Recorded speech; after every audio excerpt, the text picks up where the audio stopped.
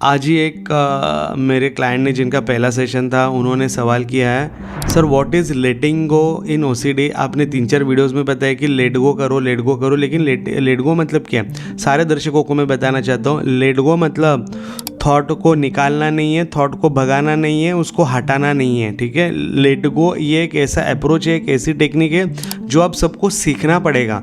सबसे पहले एक उदाहरण के द्वारा मैं बताना चाहूँगा। मान के चलो आप नदी के किनारे बैठे हो, ठीक है, और सूखे पत्ते हैं ना नदी में गिर रहे और वो बह रहे।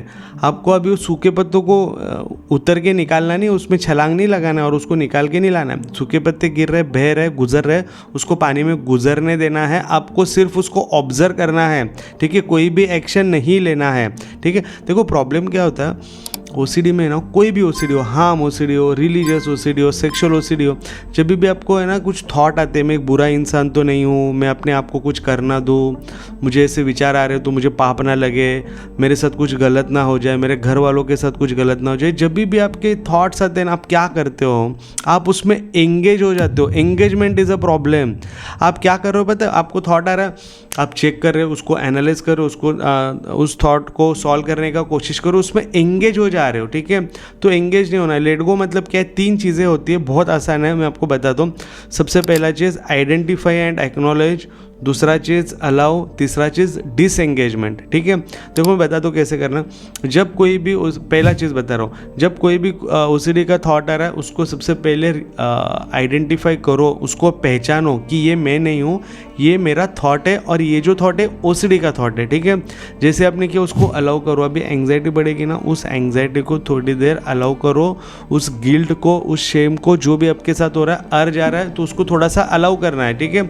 उसको तुरंत रिएक्ट नहीं कर रहा। तीसरा चीज़ डिसएंगेजमेंट। डिसएंगेजमेंट मतलब क्या है?